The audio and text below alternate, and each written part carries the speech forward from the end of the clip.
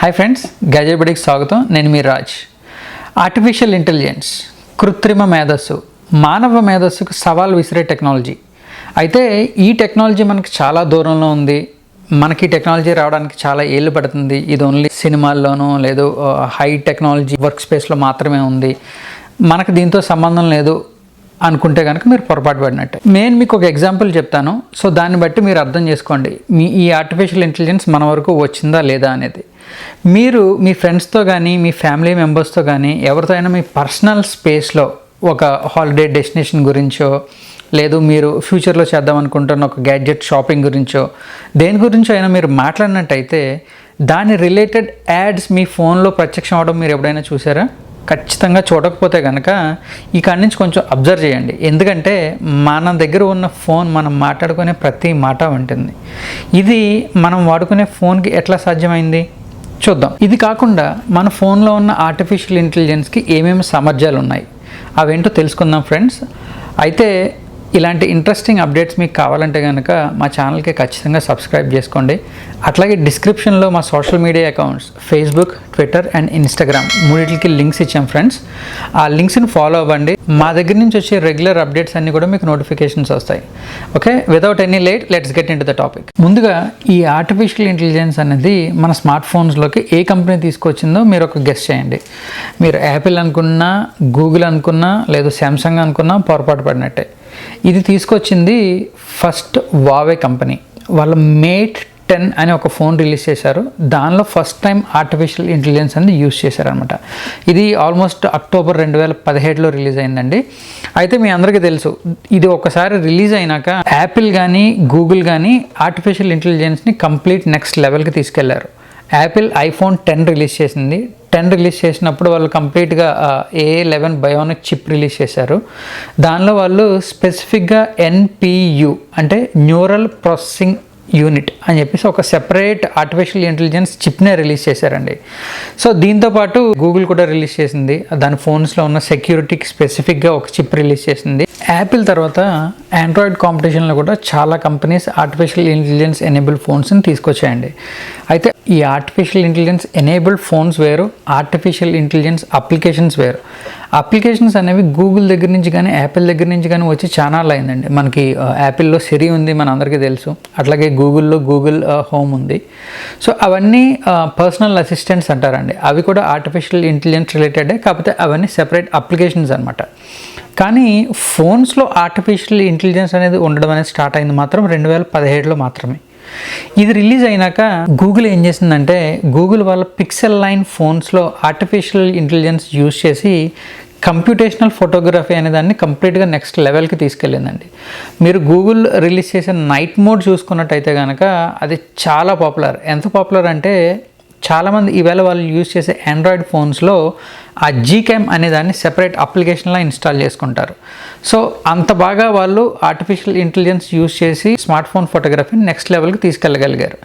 అయితే Apple, Google, Samsung వాళ్ళు use చేస్తున్న ఎక్సోనిస్ చిప్సెట్స్లో కూడా ఆర్టిఫిషియల్ ఇంటెలిజెన్స్ అనేది యూజ్ చేశారండి. శాంసంగ్ స్పెసిఫిక్గా ఏంటంటే యాపిల్ లాగానే కంపీట్ అవ్వడానికి సిరి ఏ విధంగా అయితే కాల్స్ని, మెసేజెస్ని, స్మార్ట్ ఫోన్లో ఉన్న అప్లికేషన్స్ని హ్యాండిల్ చేయగలుగుతుందో అట్లాగే దానికి కాంపిటీషన్ టెక్నాలజీ తీసుకురావడానికి ఏం చేసిందంటే గూగుల్ అసిస్టెంట్ మీద డిపెండ్ అవ్వకుండా వాళ్ళు ఓన్గా బిగ్స్బీ అనే ఒక కొత్త ఎంటైర్ సపోర్టింగ్ అసిస్టెంట్ని తీసుకొచ్చారండి.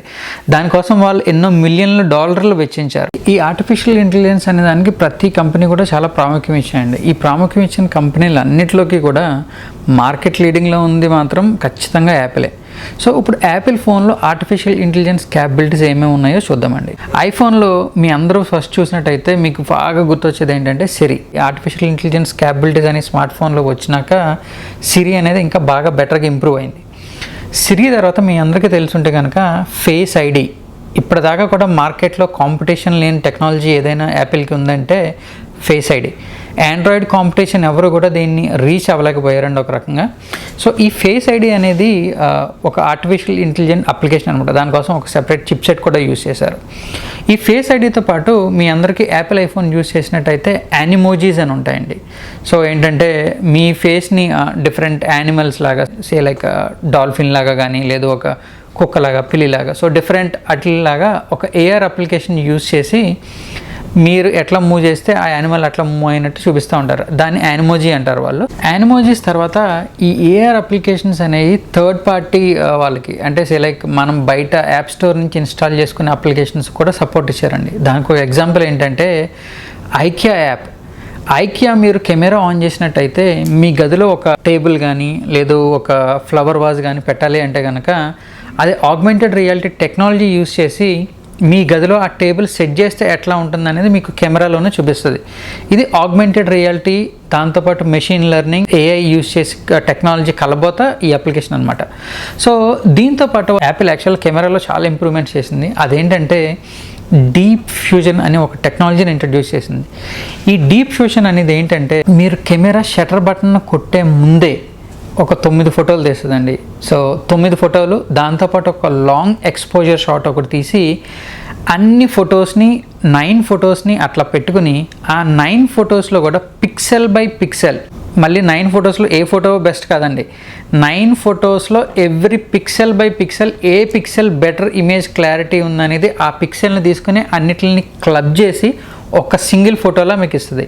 సో పిక్సెల్ బై పిక్సెల్ అన్ని ఆ ఫొటోస్ని కంపేర్ చేయాలంటే ఒక స్మార్ట్ ఫోన్కి ఎంత కంప్యూటేషనల్ పవర్ కావాలో ఆలోచించుకోండి. ఇదంతా కూడా ఆర్టిఫిషియల్ ఇంటెలిజెన్స్ వల్ల మాత్రమే పాసిబుల్ అయిందండి. ఇది యాపిల్ యూస్ చేస్తున్న డీప్ ఫ్యూజన్ టెక్నాలజీ. డీప్ ఫ్యూజన్తో పాటు మీ అందరికీ తెలుసు యాపిల్ గూగుల్ రిలీజ్ చేసినాక నైట్ మోడ్ రిలీజ్ చేశారు. సో యాపిల్ రిలీజ్ చేసిన నైట్ మోడ్ కూడా చాలా బాగుంటుందండి. అయితే రీసెంట్గా జరిగిన యాపిల్ ఈవెంట్లో వాళ్ళు ఫిట్నెస్ ప్లస్ అని ఒక యాప్ రిలీజ్ చేస్తూ ఉన్నారండి. అది ఎండ్ ఆఫ్ ద ఇయర్కి రిలీజ్ చేస్తూ ఉన్నారు. కానీ దానిలో వాళ్ళు యూజ్ చేసిన టెక్నాలజీ కూడా artificial intelligence.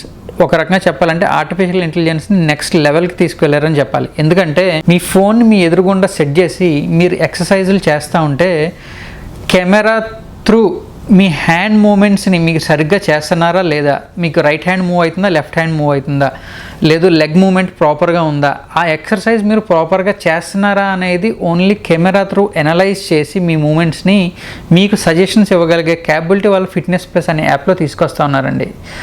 Really Apple is taking artificial intelligence to the next level అని చెప్పుకోవచ్చు. యాపిల్ కంటే ముందుగానే కూడా ఈ ఆర్టిఫిషియల్ ఇంటెలిజెన్స్ అనే దాని మీద ఎక్కువ కాన్సన్ట్రేట్ చేసిన కంపెనీ గూగుల్ అండి. అయితే గూగుల్ కాన్సన్ట్రేషన్ అంతా కొంచెం సెపరేట్. గూగుల్ అంతా లాంగ్వేజ్ ప్రాసెసింగ్ మీద బాగా కాన్సన్ట్రేట్ చేసింది. అందుకనే గూగుల్ అసిస్టెంట్ అనేది యాపిల్ దగ్గర నుంచి వచ్చిన సిరి కంటే చాలా బెటర్గా మన ఇండియన్ లాంగ్వేజ్కి కానీ లేదు వేరే ఏషియన్ కంట్రీస్కి అయినా సరే లాంగ్వేజెస్కి చాలా ప్రాపర్గా రెస్పాన్సెస్ ఇవ్వగలుగుతుంది. గూగుల్ అసిస్టెంట్ మాత్రమే కాదండి, వాళ్ళ దగ్గర చాలా అప్లికేషన్స్ ఇందాక నేను చెప్పినట్టు గూగుల్ లెన్స్ ఇవన్నీ ఉన్నాయి. ఇవి కాకుండా వాళ్ళ ఫోటోగ్రఫీలో వాళ్ళు నెక్స్ట్ లెవెల్కి తీసుకెళ్ళింది ఏంటి అంటే కనుక యాస్ట్రో ఫోటోగ్రఫీ అని ఒక టెక్నాలజీ అండి. వాళ్ళు ఏంటంటే నైట్ టైం ఫోన్ని మనం ఒక ట్రైపాడ్కి స్టాండ్ చేసి కంప్లీట్ డార్క్ ఎన్విరాన్మెంట్లో కనుక మనం స్కైని ఫోటో తీస్తే స్కైలో ఉన్న స్టార్స్ అన్నీ కూడా చాలా క్రిస్టల్ క్లియర్గా డీటెయిల్స్ అవి వస్తూ ఉన్నాయి. సో ఇది గూగుల్ దగ్గర నుంచి వచ్చిన యాస్ట్రో ఫోటోగ్రఫీ టెక్నాలజీ అనమాట. ఇది కూడా ఏఐతోనే సాధ్యమైంది. నెక్స్ట్ వచ్చేసి గూగుల్ కాల్ స్క్రీనింగ్ అని ఒక సెపరేట్ మెకానిజం అండి. అంటే మీకు కాల్ వస్తూ ఉన్నప్పుడు స్క్రీన్ కాల్ అని మీరు నొక్కినట్టయితే కనుక అది ఏం చేస్తుందంటే మీలాగా అవతల వ్యక్తికి రెస్పాన్స్ ఇస్తుంది. వాళ్ళు స్పామ్ కాలరా లేదు వాళ్ళు చేసిన పర్పస్ ఏంటో కనుక్కొని మీకు మెసేజ్ లాగా డిస్ప్లే చేస్తుందండి. అంటే లైవ్ ట్రాన్స్క్రిప్షన్ అనేది మీకు అక్కడ చూపిస్తూ ఉంటుంది అనమాట. సో దాన్ని బట్టి మీరు ఆ కాల్ తీసుకోవాలా అవసరం లేదా ఇంపార్టెంటా కాదా అనేది మీకు తెలుస్తుంది అనమాట. అట్లా కాకుండా నెట్వర్క్ కంపెనీస్తో టైప్ అయ్యి గూగుల్ ఏం చేసిందంటే స్పామ్ కాల్స్ అన్నిటిని బ్లాక్ చేయడానికి, అంటే కాల్ మీకు రింగ్ కూడా కాదండి, రింగ్ అవ్వకముందే స్పామ్ కాల్ని బ్లాక్ చేయగలిగే టెక్నాలజీని వాళ్ళు డెవలప్ చేస్తూ ఉన్నారు. దీంతోపాటు ఏంటి అంటే స్మార్ట్ రిప్లైస్ అని ఉన్నాయండి. అంటే మీకు ఏదైనా మెసేజ్ వచ్చిందంటైతే say like hi how are you అని మెసేజ్ వస్తే వెంటనే ఐఎమ్ ఫైన్ థ్యాంక్ యూ అని మెసేజెస్ కానీ అట్లాంటి మీకు ఆప్షన్స్ అనేవి కింద చూపిస్తూ ఉంటాయి అనమాట. ఇదివరకు మీరు అవన్నీ టైప్ చేసుకోవాలి. మీకు ఏంటంటే కొన్ని సింపుల్ మెసేజెస్కి రిప్లైస్ అనేది ఆటోమేటిక్గా స్మార్ట్ రిప్లైస్ కింద వచ్చేస్తూ ఉన్నాయి. ఈ టెక్నాలజీస్ మీరు చాలా చోట్ల చూస్తూ ఉన్నారండి. మీకు ఫేస్బుక్లో కానీ వాట్సాప్లో కానీ చాలా చోట్ల ఈ స్మార్ట్ రిప్లైస్ అని ఎనేబుల్ అయ్యి ఉన్నాయి. ఇవన్నీ కూడా ఆర్టిఫిషియల్ ఇంటెలిజెన్స్ రావడం వల్లనే సాధ్యమైనవి అనమాట. ఇవి గూగుల్ దగ్గర నుంచి వచ్చిన ఆర్టిఫిషియల్ ఇంటెలిజెన్స్ అప్లికేషన్స్, దాంతోపాటు గూగుల్ పిక్సెల్ ఫోన్స్లో ఉన్న స్పెసిఫిక్ అప్లికేషన్స్ అనమాట. యాపిల్, వావే, గూగుల్, శాంసంగ్ వీటితో పాటు చాలా చైనీస్ కంపెనీస్ కూడా ఏంటంటే ఈ ఆర్టిఫిషియల్ ఇంటెలిజెన్స్ అనే దానిలో మనీ ఇన్వెస్ట్ చేస్తూ ఉన్నారండి. ఈ ఆర్టిఫిషియల్ ఇంటెలిజెన్స్ వాళ్ళ స్మార్ట్ ఫోన్స్లో ఏ క్యాపబిలిటీస్ ఉన్నాయంటే మెయిన్గా వచ్చేసి ఫోటోగ్రఫీ ఉన్నాయని చెప్పుకోవాలి. మీరు సెల్ఫీ తీసుకునేటప్పుడు న్యాచురల్గా మీ ఫేస్ కనపడేదానికన్నా కూడా చాలా బ్యూటిఫై చేయడం కానీ లేదు అట్లాగే మీరు ఒక బ్యాక్ సైడ్ కెమెరా ఆన్ చేసినప్పుడు సీన్ డిటెక్షన్, మీరు ఒక మౌంటైన్ ప్లేసెస్ని తీస్తూ ఉంటే కనుక ల్యాండ్స్కేప్ మోడ్లోకి వెళ్ళడం కానీ, ఫుడ్ అయితే ఫుడ్ అని చెప్పడం కానీ, ఇట్లా డిఫరెంట్ సీన్ ఐడెంటిఫికేషన్స్ అనేది వాళ్ళు ఆర్టిఫిషియల్ ఇంటెలిజెన్స్ యూస్ చేసి చేస్తున్నారండి. దాంతోపాటు ఏంటంటే పోర్ట్రైట్ ఫోటోగ్రఫీస్లో మీకు డెప్త్ సెన్సింగ్. సో మీరు పోర్ట్రైట్ ఫోటోగ్రఫీ తీస్తున్నప్పుడు బ్యాక్గ్రౌండ్ని, మిమ్మల్ని, సబ్జెక్ట్ని సెపరేట్ చేసేదానికి కూడా వాళ్ళు ఆర్టిఫిషియల్ ఇంటెలిజెన్స్ యూస్ చేస్తున్నారు. సో మెయిన్గా వీళ్ళు ఆర్టిఫిషియల్ ఇంటెలిజెన్స్ యూస్ చేస్తుంది అయితే ఈ చైనీస్ కంపెనీస్ అన్నీ కూడా కెమెరా వరకు యూస్ చేస్తూ ఉన్నారండి. సో ఇది కంప్లీట్గా స్మార్ట్ ఫోన్స్లో మనం యూస్ చేస్తున్న ఆర్టిఫిషియల్ ఇంటెలిజెన్స్.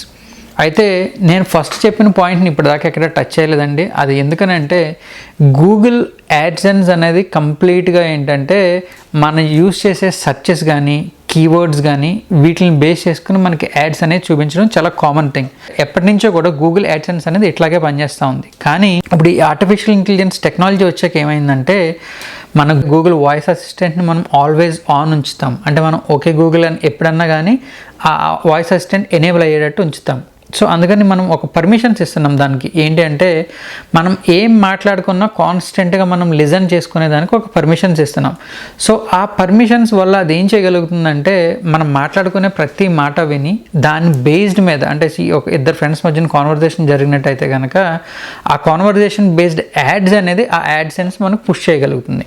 ఇదంతా కూడా ఓన్లీ ఆర్టిఫిషియల్ ఇంటెలిజెన్స్ ద్వారా పాసిబుల్ అవుతుందండి. స్మార్ట్ ఫోన్స్ కాకుండా మన డైలీ లైఫ్లో ఈ ఆర్టిఫిషియల్ ఇంటెలిజెన్స్ అనేది ఆల్రెడీ మనకు ఉందని మనకు తెలియకుండానే ఉంది. మీరు చూసే యూట్యూబ్లో కానీ, లేదు మీరు గూగుల్ సెర్చ్ చేస్తున్నప్పుడు మీ పాత సెర్చ్ని బేస్ చేసుకుని మీకు సెర్చ్ సజెషన్స్ ఇవ్వడం అయితే ఏంటి, లేదు ఓటీటీ ప్లాట్ఫామ్స్లో మీరు ఒక సినిమా చూసినప్పుడు దానికి రిలేటెడ్ సజెషన్స్ చేయడం కానీ, ఇట్లా మీకు తెలియకుండానే ఆర్టిఫిషియల్ ఇంటెలిజెన్స్ ఆల్రెడీ మన డైలీ లైఫ్లో ఒక పార్ట్ అయిపోయింది ఫ్రెండ్స్. అయితే ఇదంతా only just the starting of AI. ఇది only tip of the iceberg అని చెప్తాను నేనైతే. ఈ ఏఐ టెక్నాలజీ అనేది బాగా ఎవాల్వ్ అయ్యి మనందరికీ కూడా చాలా ఉపయోగపడుతుందని ఆశిస్తున్నాను. Thank you friends. మీ అందరికీ కనుక ఈ వీడియో నచ్చినట్టయితే ఖచ్చితంగా వీడియోని లైక్ చేయండి. అట్లాగే మా ఛానల్కి సబ్స్క్రైబ్ చేసుకోండి. పక్కనే ఉన్న గంట సింబల్ ప్రెస్ చేసినట్టయితే మా దగ్గర నుంచి వచ్చే ఫ్యూచర్ వీడియోస్ అన్నిటికీ కూడా మీకు నోటిఫికేషన్స్ వస్తాయి. Stay safe guys. See you in the next video.